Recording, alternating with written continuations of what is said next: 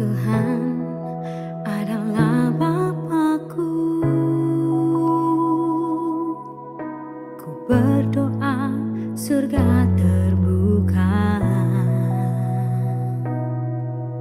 mujizatnya nyata, kuasanya tak pernah berubah, kasihnya selalu sempurna. Tuhan adalah Bapakku. Ku berseru, Tuhan dengarku. Dialah penolongku, Dialah penyelamatku. Ku berserah dan percaya. Aku ditolong Tuhan, aku dipulihkannya. Tak ada yang tak mungkin bagi Dia. Aku ditolong Tuhan, aku disembuhkannya. Tiada yang mustahil bagi Dia.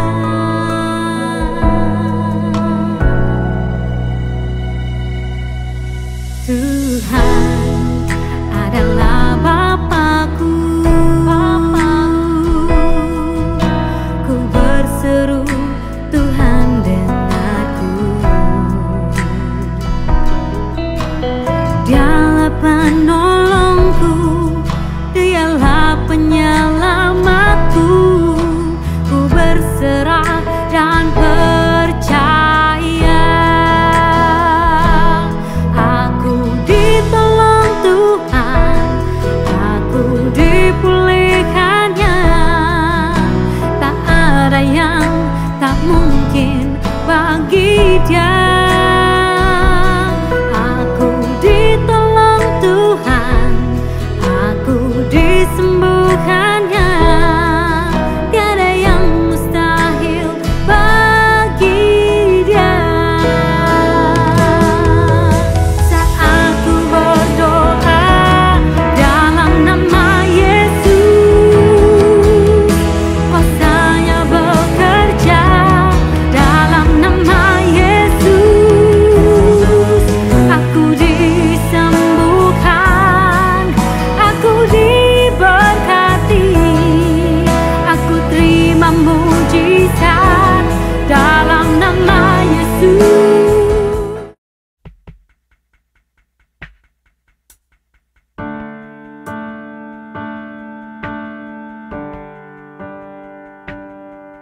Kiranya Tuhan berkenan memberkati rumah keluargaku. Apa yang telah Tuhan berkati, diberkatilah untuk selamanya.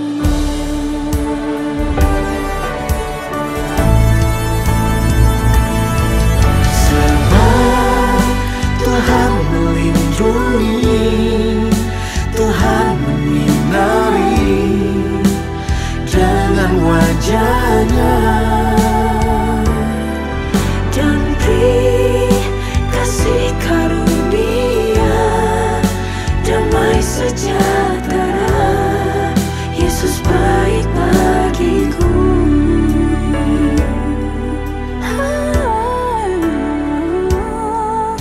Kiranya Tuhan berkenan memberkati rumah keluargaku. Apa yang telah Tuhan berkati, diberkatilah untuk selamanya.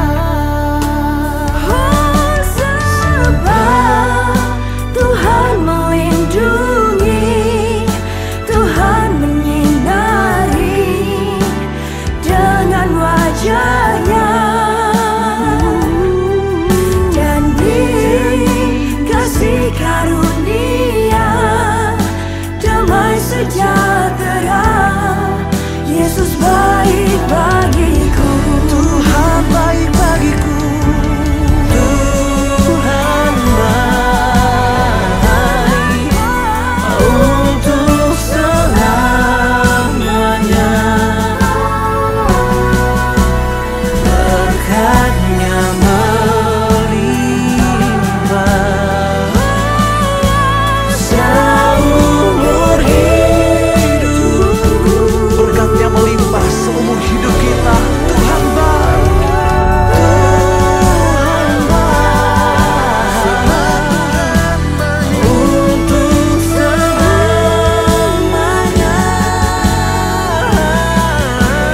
Berkatnya melimpah seumur hidupku.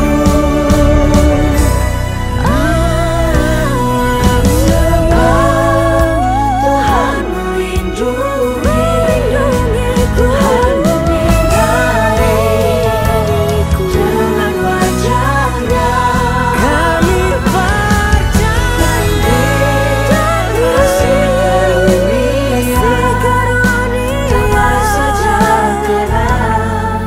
Yesus baik bagiku.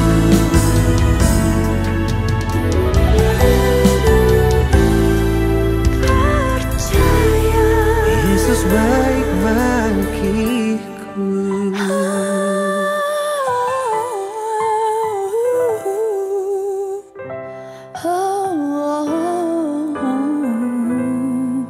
Yesus baik bagiku.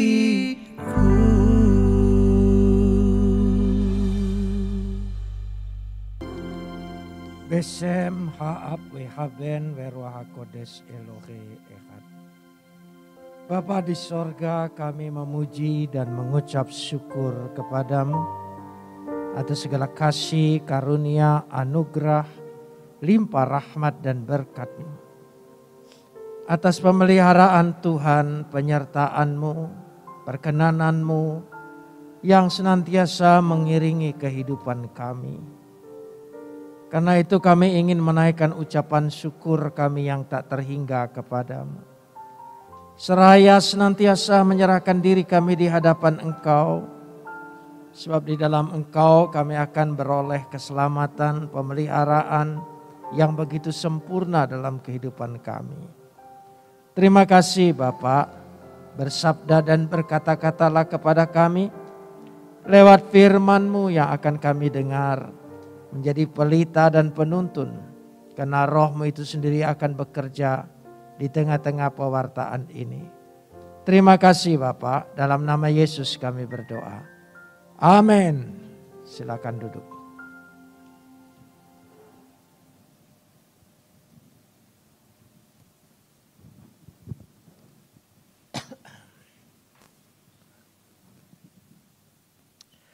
Shalom. Pagi ini kita akan bersama-sama membaca firman Tuhan. Hanya 2 ayat saja saya akan bacakan untuk permulaan dari bacaan ini. Yaitu Kejadian pasal 6. Kejadian pasal 6 ayat 8 dan 18. 2 ayat saja. Kejadian pasal 6 ayat 8 dan 18. Tetapi Nuh mendapat kasih karunia di mata Tuhan. Ayat 8, ayat 18. Tapi dengan engkau aku akan mengadakan perjanjianku. Dan engkau akan masuk ke dalam bahtera itu. Engkau bersama dengan anak-anakmu dan istrimu dan istri anak-anakmu. Kapot lecha Adonai Elohenu kapot lecha. Segala kemuliaan ya Adonai Tuhanku, kemuliaan bagimu. Saudara-saudara yang dikasihi oleh Tuhan, sebelum saya menjelaskan ini secara menyeluruh, kekristenan bukan agama dalam arti menganut satu ajaran untuk beroleh keselamatan. Bukan. Kekristenan bukanlah agama yang karena melakukan ritual, seremonial untuk beroleh keselamatan. Kekristenan bukanlah agama hukum, aturan. Karena melakukan hukum-hukum dan aturan sehingga kita beroleh keselamatan. Tidak itu semua. Kekristenan adalah agama perjanjian antara Tuhan dengan kita. Karena itu kitab suci kita disebut perjanjian. Tidak juga disebut kitab suci, tidak juga disebut kitab doktrin dan pengajaran. Karena itu tidak ada satu mode dalam bentuk kekristenan, satu perspektif seperti ini. Tidak. Banyak sekali macamnya. Tapi hanya satu tujuannya, yaitu Yesus Kristus. Itu yang menjadi pokok. Karena itu kalau kita melihat bacaan kita ini, saya sudah pernah jelaskan, saya ingatkan kembali. Ketika manusia dalam Kejadian pasal 3 jatuh dalam dosa. Manusia telah kehilangan kehormatan, kedaulatan dalam dirinya. Bahkan manusia telah kehilangan hadirat Tuhan. Dan manusia terusir dari Taman Eden. Kenyamanan, kedamaian Taman Eden tidak lagi dimiliki oleh manusia. Manusia mengembara, terusir jauh dari hadapan Tuhan. Dari pasal 4 sampai pasal yang ke-11 adalah upaya manusia untuk mendapatkan kembali kehormatan itu. Kedamaian Taman Eden. Dengan usaha dan upaya manusia yang luar biasa. Tetapi makin mereka berusaha, makin mereka jauh dan tidak mengenal Tuhan. Dia berusaha mendirikan menara Babel untuk menunjukkan kehebatan manusia untuk mencapai dan berjumpa dengan Tuhan. Juga gagal. Di tengah-tengah manusia seperti itu, hukuman Tuhan sudah menanti, yaitu air bah. Untuk menghapus semua dosa-dosa manusia ini yang telah merusak kehidupan di bumi dan di dunia ini. Terselip satu kisah yang luar biasa yang menjadi kisah Injil yang pertama, yaitu kisah Nuh. Kisah Nuh di sini dengan jelas sekali pada bacaan kita pertama. Kita lihat dulu, yaitu ayat 8 tadi, pasal 6 ayat yang ke-8. Bahwa tetapi Nuh mendapat kasih karunia di mata Tuhan. Nuh mendapat kasih karunia di mata Tuhan. Saya ingin menjelaskan sedikit ini. Kata mendapat itu memakai kata matsa, memperoleh. Jadi bukan karena upaya dan usahanya, tetapi karena kebaikan Tuhan itu sendiri. Matsa, hen itu kasih karunia. Saudara perhatikan, dari pasal yang ketiga sampai pasal yang ke-11, muncul Injil. Muncul berita yang pertama, yaitu tentang kasih karunia. Karena kasih karunia inilah yang menjadi dasar sehingga manusia diikat kembali oleh Tuhan. Dua perkataan yang sangat indah di sini, yaitu ketika Nuh mendapat matsahen, kasih karunia beene Adonai di mata Tuhan. Ayat yang ke-18 adalah luar biasa di sini dikatakan. Wahakimoti, dan Tuhan akan menetapkan bereti. Ya, yaitu perjanjian. Perjanjian Tuhan. Jadi perhatikan dua hal ini untuk beroleh keselamatan, beroleh kehidupan. Kenapa kita miliki semua ini? Hanya dua hal ini. Yaitu kasih karunia yang Tuhan berikan. Yang kedua adalah perjanjian yang Tuhan ikat kepada kita. Prinsip-prinsip yang seperti inilah yang kalau kita lihat, sehingga Tuhan bertindak, tindakan Tuhan. Ketika Nuh, menurut catatan Alkitab, masuk dalam bahtera itu, dan tanpa arah terombang-ambing, hampir sama dengan panggilan kepada Abraham. Dia tidak tahu negeri yang bakal dituju. Tidak ada tepian pantai sedikit pun yang terlihat. Terombang-ambing. Tapi apa yang terjadi, saudara? Itulah iman Nuh sedang diuji di dalam bahtera. 150 hari minimal. Kalau saya pertambahkan 40 hari, air bah itu begitu melanda. Sehingga dengan demikian pasti ada sesuatu yang mengganggu Nuh. Pasti ada iman yang tergoncangkan. Tapi di tengah-tengah itu, pasal 8 ayat 1. Akibat dari kasih karunia dan Tuhan mengikatkan perjanjiannya kepada Nuh. Ya. Aku akan mengadakan perjanjianku. Ya, hagib beriti dikatakan di sini, perjanjianku. Saudara perhati, bukan perjanjian aku dengan kamu, bukan perjanjianmu, tapi perjanjianku. Tolong ingat itu. Tuhan mengikatkan perjanjian dengan kita, perjanjian Dia, bukan kita dengan Dia. Kita tidak seimbang dengan Dia. Karena nanti kita akan lihat akibatnya. Dua hal ini yang dijelaskan begitu hebat. Karena itu inilah prinsip kekristenan. Jangan lupa bahwa kita adalah karena kasih karunia, anugerah, itu yang pertama. Dan yang kedua, karena perjanjian Tuhan kita beroleh keselamatan.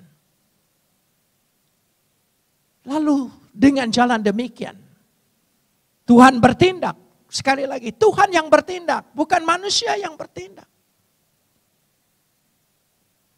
Yaitu pada pasal 8 ayat yang pertama. Pasal 8 ayat yang pertama. Dikatakan di situ, kita lihat.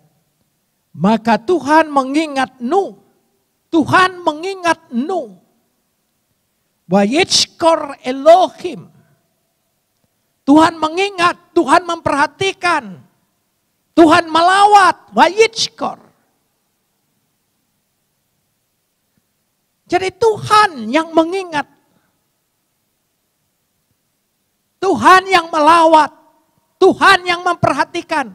Mata Tuhan tertuju kepada orang yang menerima kasih karunia dan perjanjiannya. Dia tidak pernah meninggalkan. Itulah kekristenan. Itulah yang Alkitab ajarkan. Baik-baik saja semua orang punya pengajaran, punya penghayatan, punya pengalaman. Tapi jangan paksakan kepada orang lain. Karena pengajaranmu bukan jaminan untuk beroleh keselamatan. Jaminan untuk beroleh keselamatan adalah anugerah yang Tuhan berikan. Kedua, perjanjian Tuhan yang Tuhan meteraikan di dalam Yesus Kristus. Amin. Dua hal itu. Kalau kita perhatikan ketika Tuhan mengingat. Pasal 8 ayat 21. Kita lihat. Lalu Tuhan mengikatkan perjanjiannya. Ya, di dalam pasal 8 ayat yang ke-21. Ketika Tuhan mencium persembahan yang harum itu. Berfirmanlah Tuhan dalam hatinya. Aku tak akan mengutuk bumi ini lagi karena manusia. Sekalipun yang ditimbulkan hatinya adalah kejahatan sejak kecilnya. Mengerti maksudnya? Perjanjian Tuhan tidak batal karena manusia. Karena hati manusia. Karena ketidaksetiaan manusia. Tuhan itu setia, Tuhan yang berjanji. Itu yang harus kita ingat. Bukan seperti lagu Dulu yang pernah saya dengar, engkau jauh, aku dekat, engkau dekat. Tidak, Tuhan kita tidak ditentukan oleh kita. Ditentukan oleh pribadinya, oleh janjinya, oleh kehendaknya. Amin. Itu letaknya. Sehingga kita punya kepastian, punya pegangan yang kuat.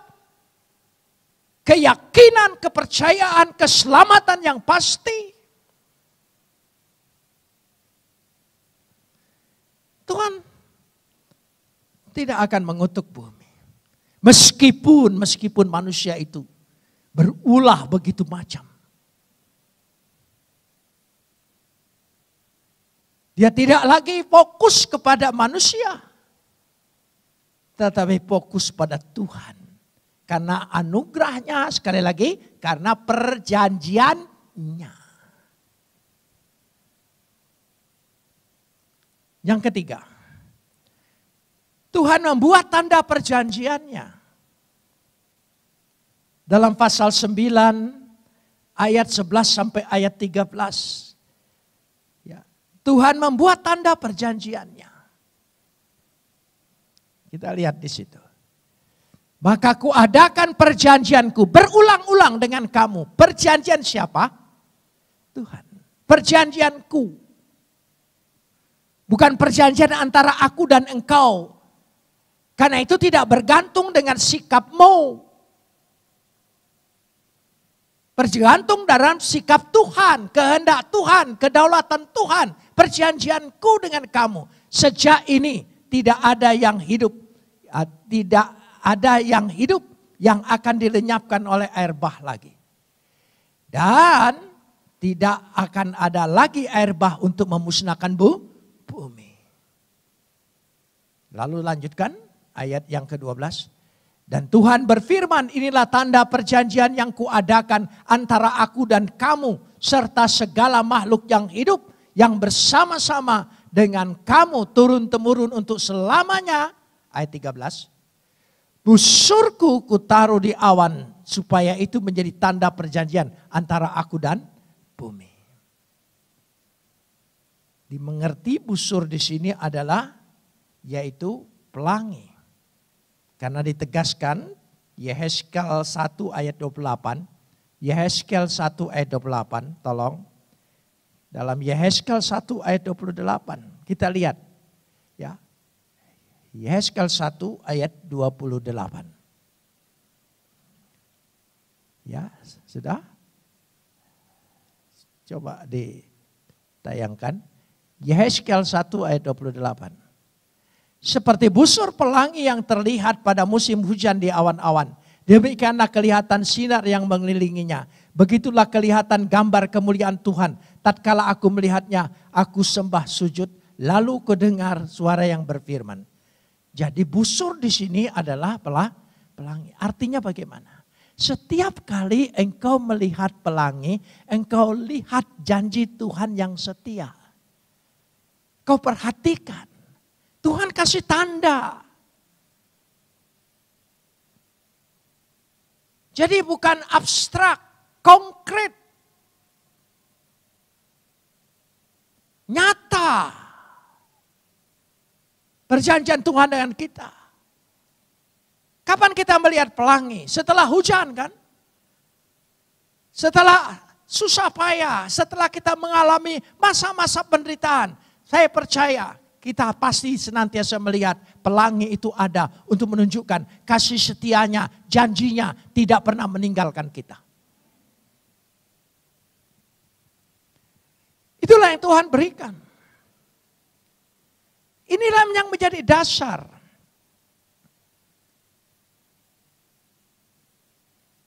Justru, kalau tidak hujan, kapan kita melihat pelangi selepas hujan?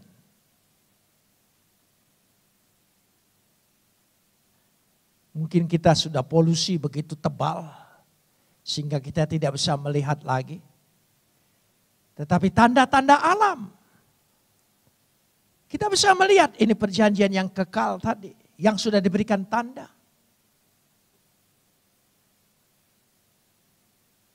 Bahwa perjanjian Tuhan itu dimeteraikan dengan tanda. Apa paling kita miliki, tanda yang paling berharga. Yesus disalib. Satu perjanjian dan tanda yang luar biasa.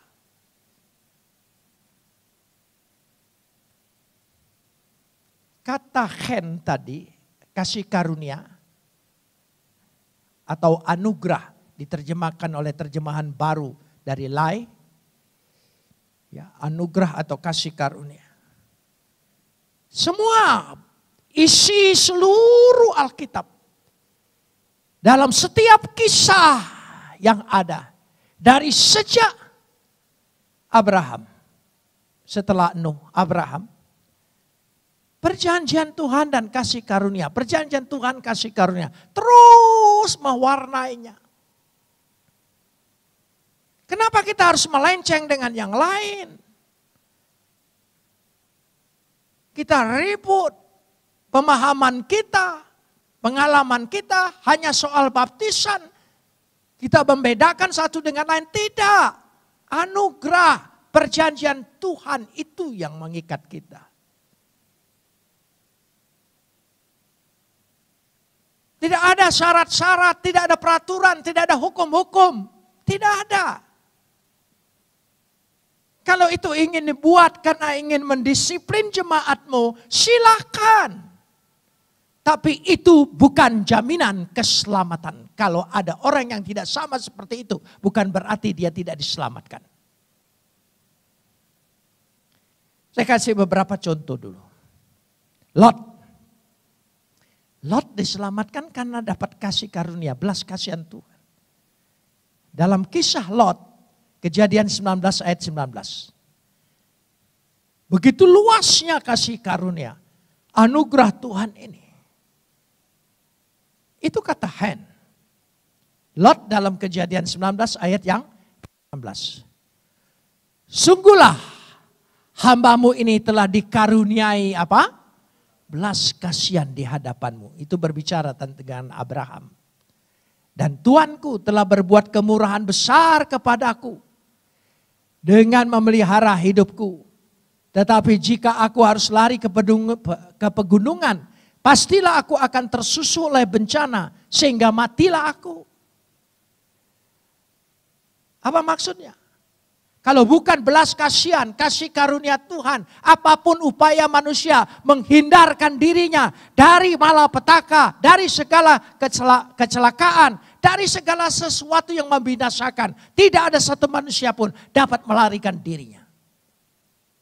Hanya semata-mata belas kasihan Tuhan. Kasih karunia Tuhan. Tolong dipegang ini. Inilah yang mewarnai kitab suci kita.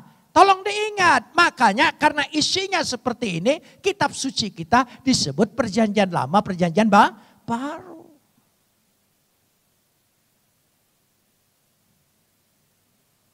Yusuf.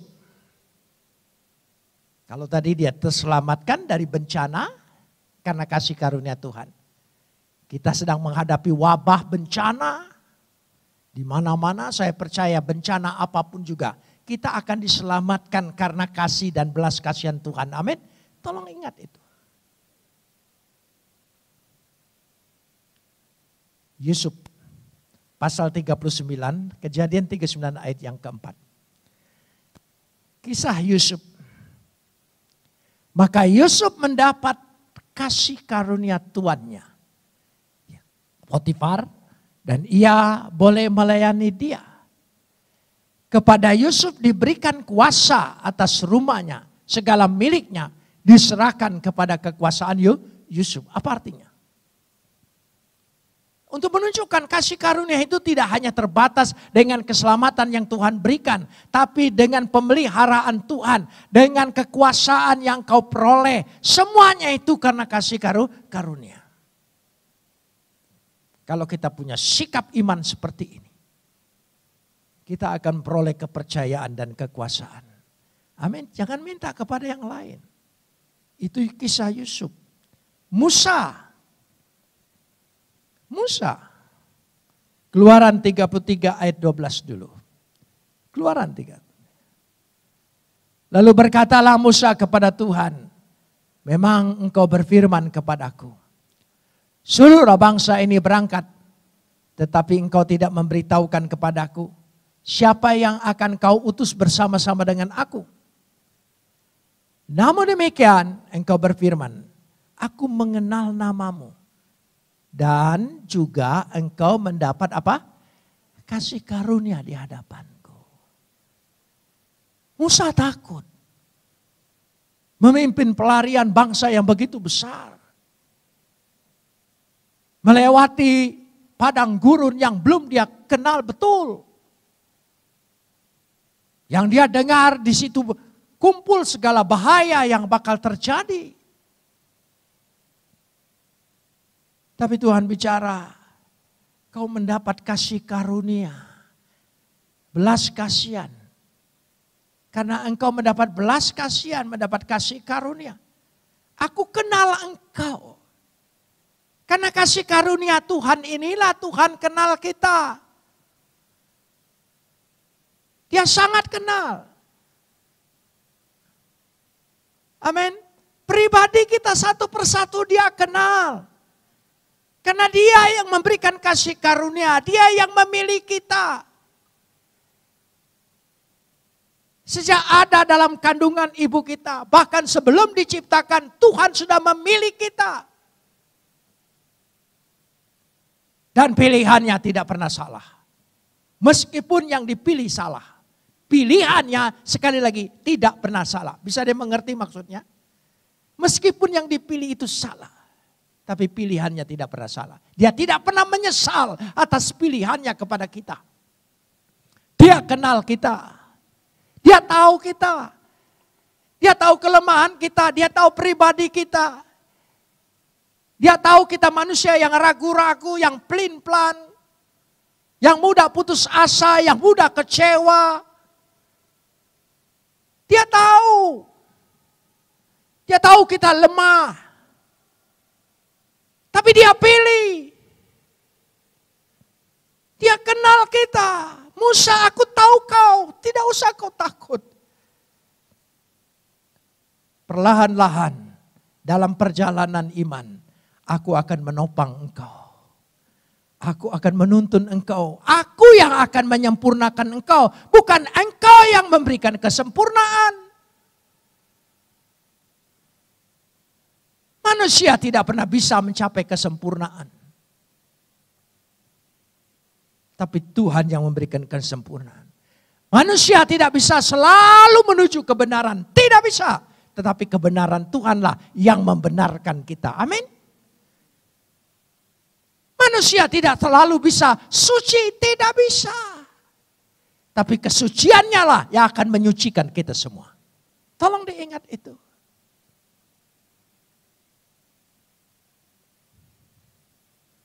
Itu Musa. Ayat yang ke-13. Ya. Dari kitab Keluaran ini. Kitab Keluaran pasal 23 ayat 13. Maka sekarang jika aku kiranya mendapat kasih karunia di hadapanmu, beritahukanlah kiranya jalanmu kepadaku. Sehingga aku mengenal engkau, supaya aku tetap mendapat apa? Kasih karunia di hadapanmu. Aku tidak bisa kenal engkau. Itu perjanjian lama. Tapi kita mengenal Tuhan kita. Kita tahu dia. Kita tahu pribadinya. Menjadi manusia.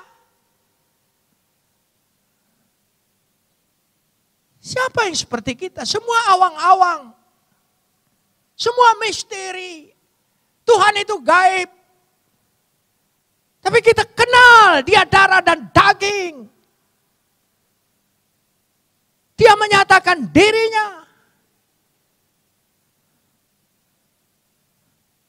Saya tidak pernah terganggu dengan orang mengatakan, Tuhan menjadi manusia.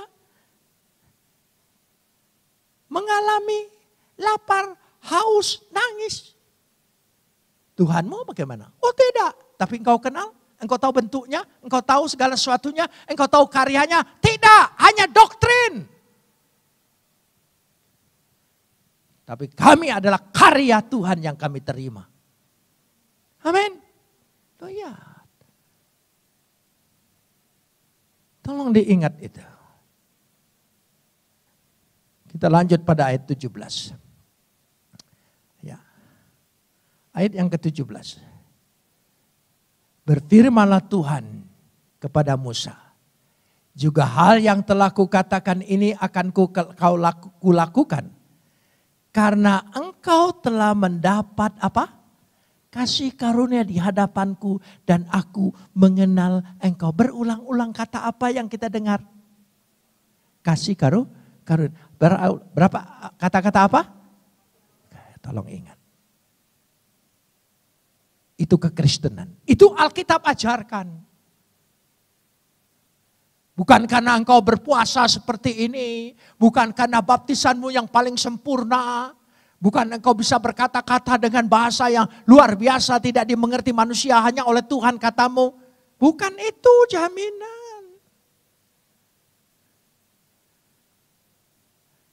Jaminanlah kita karena kasih karunia Tuhan dan perjanjian Tuhan. Ini saya baru berbicara kasih karunia. Supaya kita tidak terombang-ambing dengan sosial media yang mengajarkan begini. Tidak terombang-ambing. Alkitab berbicara hanya kasih karunia dan perjanjian Tuhan yang menjamin kita beroleh keselamatan.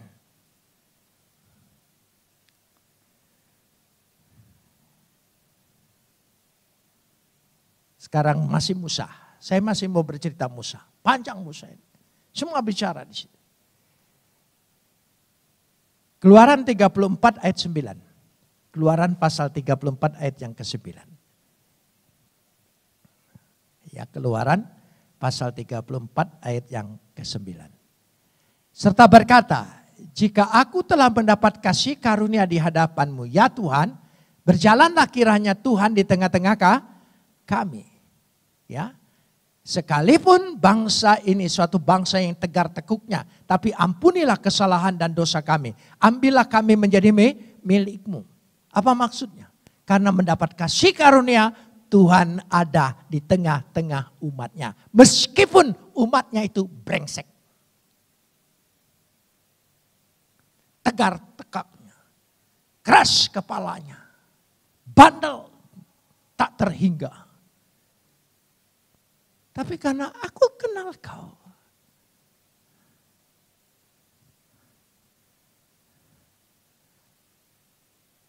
Jadi Tuhan ada di tengah-tengah kita bukan karena doa kita hebat. Bukan penyembahan kita luar biasa. Dia hadir. Bukan. Karena kasih karunia-Nya aku mau hadir di tengah-tengah umatnya. Karena kasih karunia-Nya dia ada di tengah-tengah ibadah kita. Amin.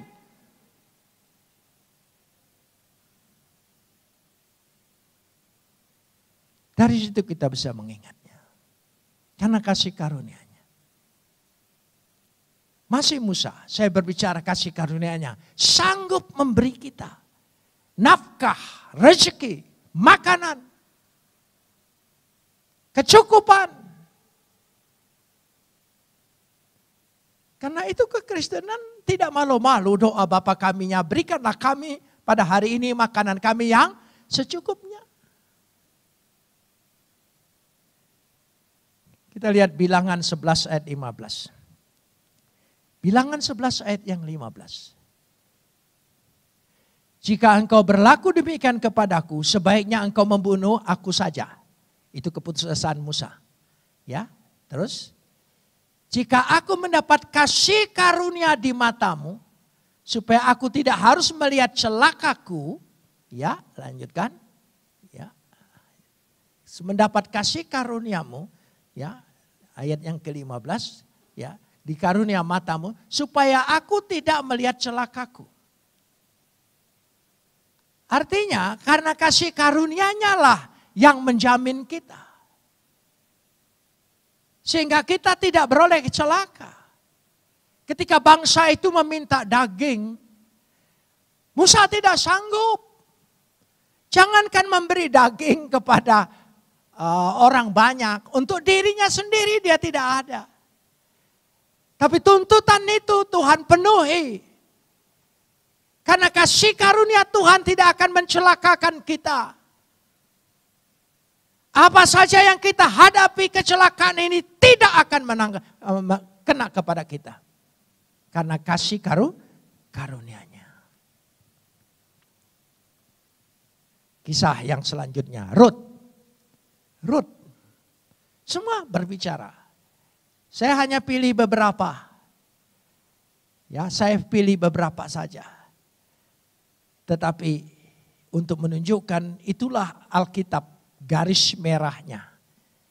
Kehendak Tuhan, rencana Tuhan yang diberitakan oleh Injil. Rut 2 ayat 2. Maka Rut perempuan Moab itu berkata kepada Naomi, biarkanlah aku pergi ke ladang memungut bulir-bulir jelai di belakang orang yang murah hati kepadaku. Kasih karunia, belas kasihan kepadaku. Karena kasih karunia Tuhan jatuh dan ceritanya lebih panjang lagi. Dia akhirnya diterima oleh Boas. Karena kasih karunia. Yang menyelamatkan dia dari kelaparan. Yang menyelamatkan dia dari tidak makan. Kasih karunia Tuhan itu lengkap. Dia tidak berbicara hanya satu doktrin saja. Dia berbicara tentang kehidupan dan keperluan hidup.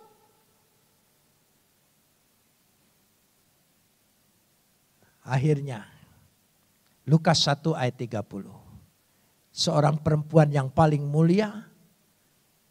Seorang perempuan yang terpilih, luar biasa. Dikatakan di situ Lukas 1 ayat 30. Lalu kata malaikat itu kepadanya, jangan takut hai Maria, sebab engkau beroleh kasih karunia di hadapan Tuhan. Itulah lahirnya Yesus. Wujud kasih karunia Tuhan pada puncaknya.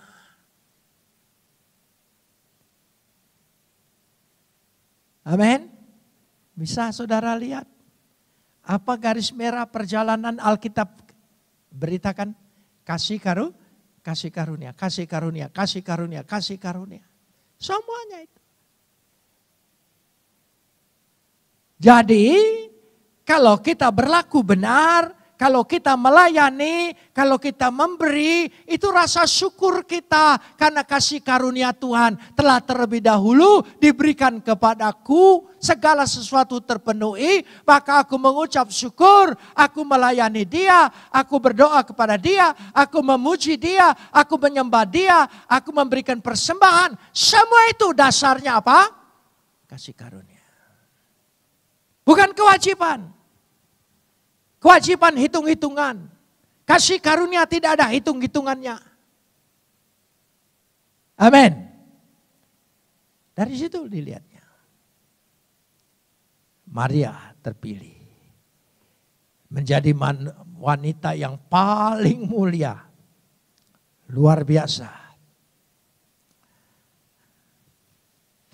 Lalu ikatan perjanjian Tuhan tadi. Perjanjian Tuhan. Tanda-tanda perjanjiannya sudah diberikan. Abraham adalah contoh yang orang yang menerima perjanjiannya. Untuk dijanjikan oleh Tuhan beroleh negeri ini. Dan Tuhan mengikatkan perjanjiannya. Dalam Kejadian 17 ayat 9. Ya, Kejadian 17 ayat yang ke-9. Tuhan memberikan tanda perjanjiannya. Kita lihat. Lagi firman Tuhan kepada Abraham, dari pihakmu engkau harus memegang perjanjianku. Engkau memegang perjanjianku. Engkau harus dengan keturunanmu turun-temurun, ya apa? Lanjutkan. Inilah perjanjianku yang harus kamu pegang, perjanjian antara aku dan kamu serta keturunanmu. Yaitu setiap laki-laki di antara kamu harus disunat. Haruslah dikerat kulit hatannya, ya. Dan itulah yang menjadi tanda perjanjian aku dan kamu. Ada tanda perjanjian, yaitu darah tercurah. Bukan hukum soal sunatnya. Tapi untuk menunjukkan ada satu tanda darah. Sebab orang kalau berjanji di zaman purbakala dulu, ya sama-sama menyerahkan darahnya, lalu diikatkan darahnya menyatu. Itulah perjanjian dianggap kekal. Dengan masa seperti itu, saya tidak berbicara tentang hukum sunat boleh atau tidak boleh, bisa atau tidak bisa. Tidak, saya ingin berbicara bahwa ada darah yang tercurah sebagai tanda perjanjian yang kekal. Lebih daripada sunat, yaitu darah Yesus yang mati buat kita semuanya.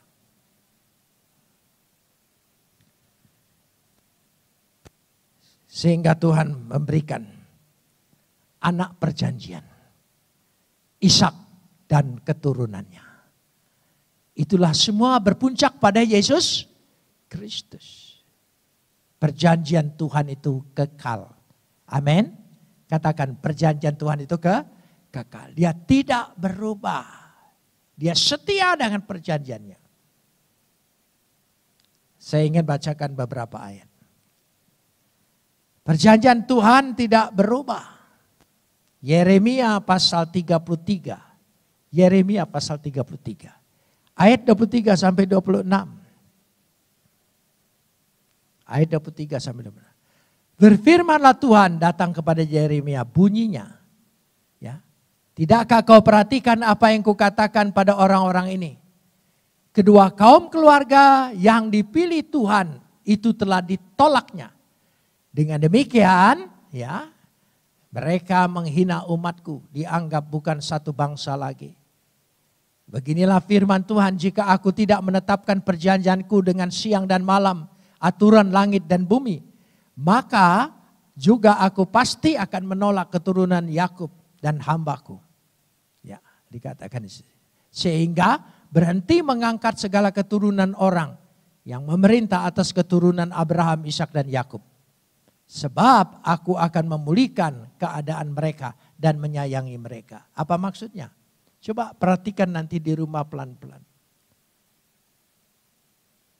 Ada orang mengatakan, ya ini sudah bangsa yang ditolak. Karena dia menolak. Tapi Tuhan bilang, aku tidak akan pernah salah. Ada saatnya nanti aku akan memulihkan mereka. Mereka akan kembali kepada aku. Karena perjanjianku itu kekal. Tidak batal karena penolakanmu. Pilihannya kepada umatnya. Sehingga perjanjiannya tidak pernah berubah. Yang lalu pernah saya katakan. Dia setia. Meskipun kita tidak setia. Dia tetap setia dengan perjanjiannya. Amin. Karena kita manusia memang tidak setia di bentuk pertamanya.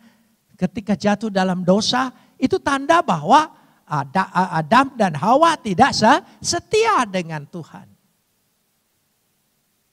Tapi dia yang setia. Dia telah menetapkan langit dan bumi siang dan malam. Tidak pernah dirubah oleh dia kan. Begitulah ketetapannya perjanjiannya kepada kita. Tidak pernah berubah.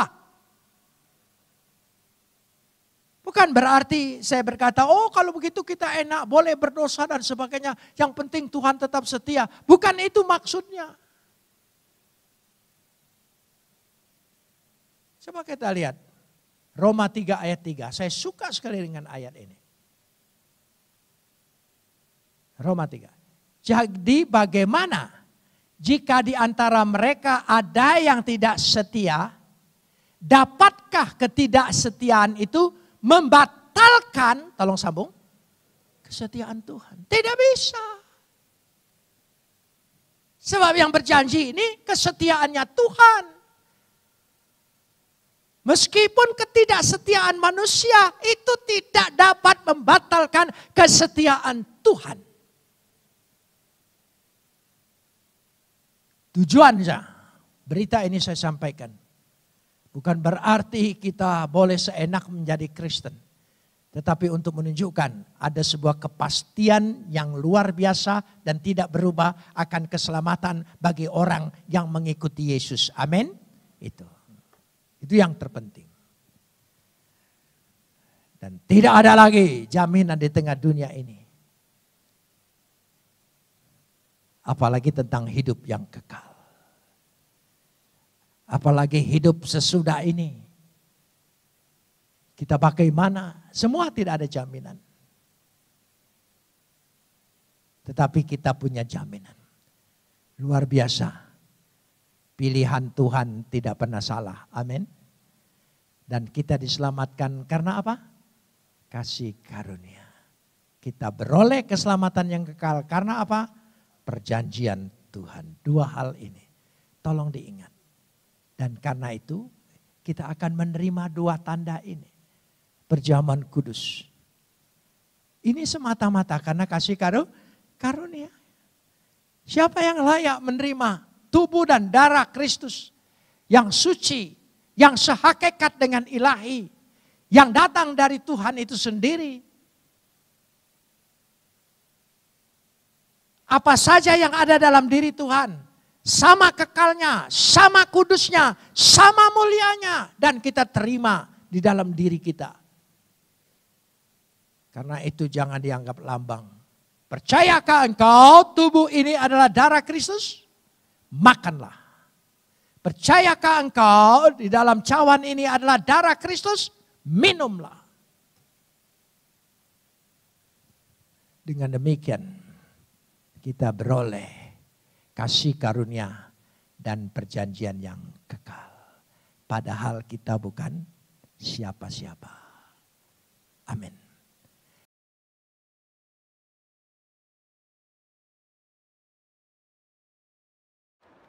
Sekarang kita masuk ke sakramen perjamuan kudus.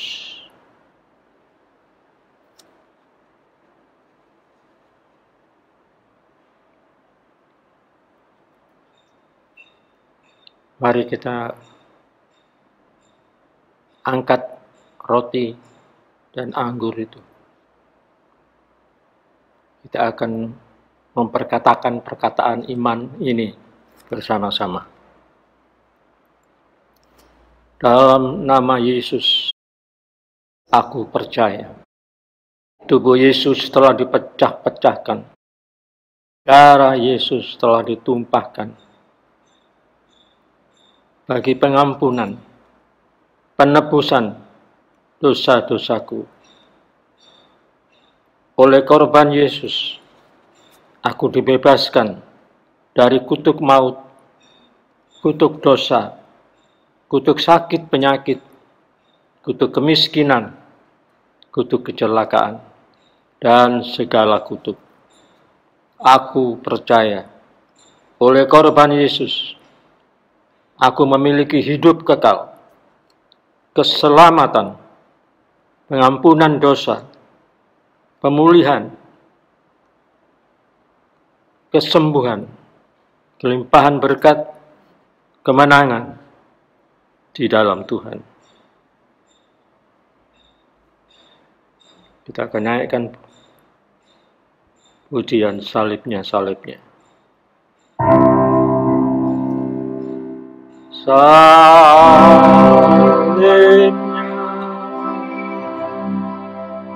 salibnya, sangat mulia. Dosaku diampuni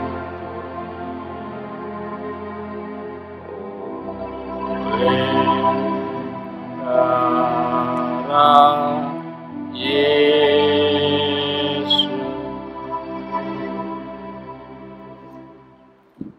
Sekarang kita angkat roti itu dengan tangan kanan kita tinggi-tinggi. Dengarkanlah firman-Nya.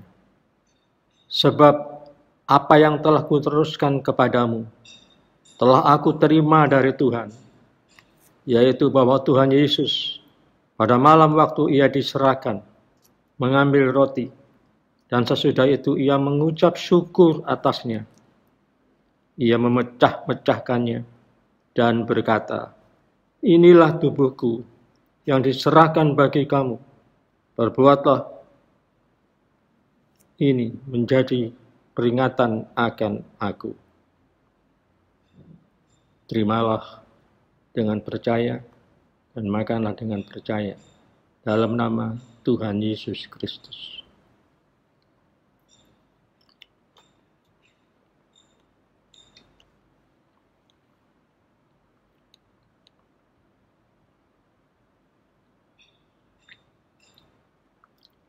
Kembali kita naikkan pujian ini. Mari mengangkat cawan itu tinggi-tinggi dengan tangan kananmu. Salibnya, salibnya, selama mulia. Dosaku diampuni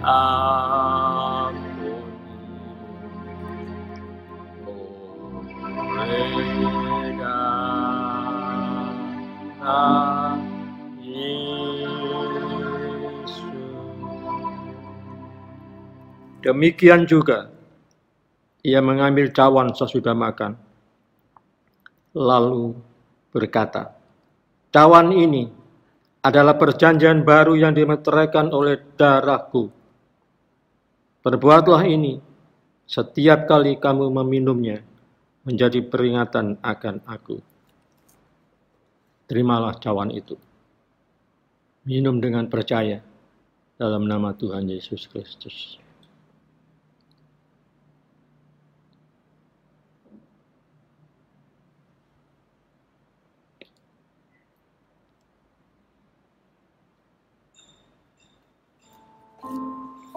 Sekarang buka tanganmu, bersyukurlah atas korban-korban yang telah diberikan oleh Tuhan kepada setiap kita.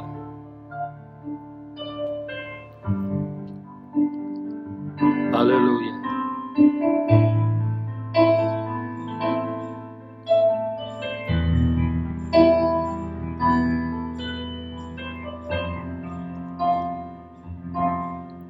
Sekarang buka tanganmu. Terimalah berkat perjamuan kudus. Sesungguhnya segala dosa dan kesalahanmu sudah diampuni oleh Tuhan. Engkau disembuhkan dari sakit penyakitmu. Kuasa darah Yesus membungkus hidupmu. Namamu tertulis di dalam kitab kehidupan. Diberkatilah hidupmu dan keluargamu, anak dan cucumu hari ini sampai selama-lamanya. Betapa besar kasih. Betapa besar kasih pengampunanmu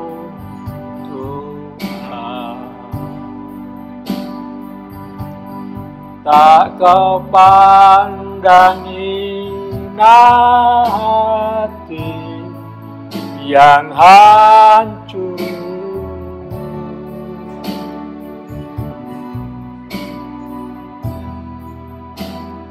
Ku berterima kasih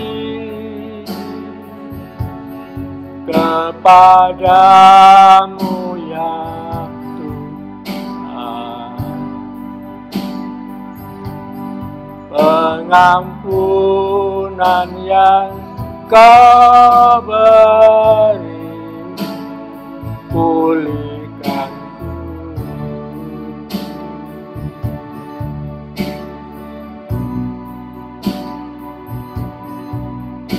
Pengampunan yang Kau beri, pulihkanku.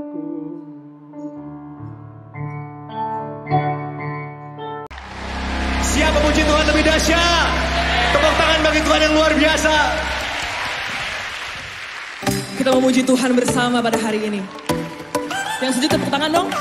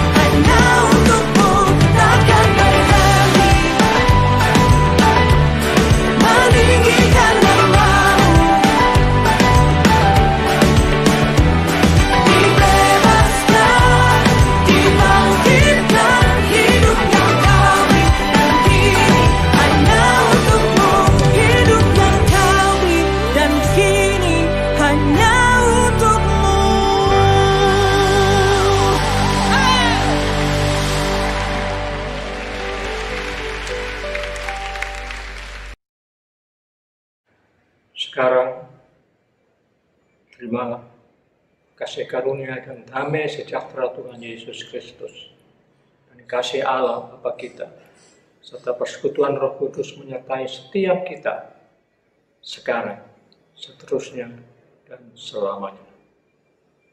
Amin.